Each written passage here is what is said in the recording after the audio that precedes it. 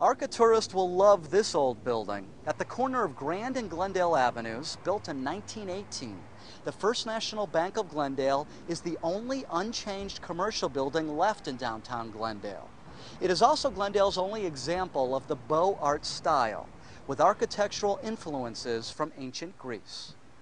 It's a very unique facade, and that was the initial first grabber. That's really what caught my attention and made me want to put my law office in that building if it would be possible. The terracotta facade is the oldest in the valley. Former Glendale mayor and banker C.H. Tinker added the feature in 1918. Every time I walk in and look at it, I just think this is a gorgeous building. These old pictures show what the bank used to look like on the inside. What made the building stand out even more back then is that it was the first building in Glendale to have air conditioning. Today you won't notice many changes, but a lot of work went into this building. Attorney Dick Coffinger bought the building in the 1980s, converting it into his law office. At the time, the bank was a square dancing studio. Partnering with the city, the project became one of Glendale's first restoration projects, made possible by Glendale resident Barbara Skousen. Her father Billy worked at the bank, and she found some of his old pictures, photographs which became the blueprint Coffinger needed to restore the bank to its original specs. In many ways, we were able to exactly duplicate some of the original features in the building. There was a teller line right where we're standing, and customers would come in and do business with the bank, and the bank employees would be behind the little wall that was a partition wall. So we decided that I would make my office in that same area where the bank workers would be.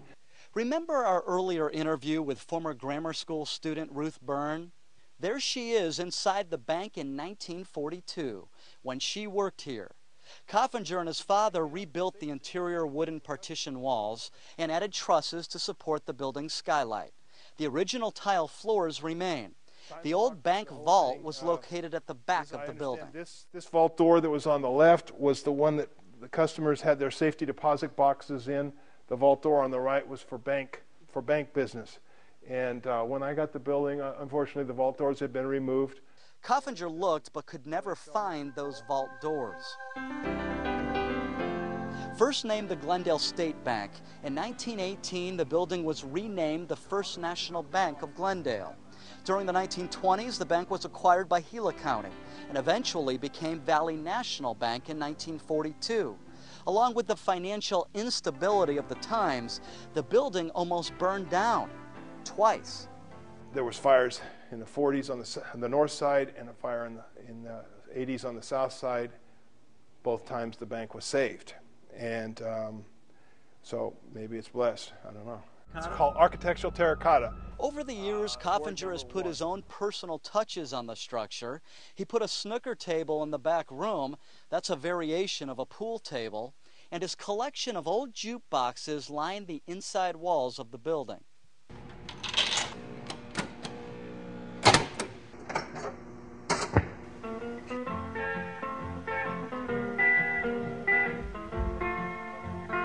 Just another passion, collecting classic pieces of equipment from bygone days. This is a 1952 Seaberg.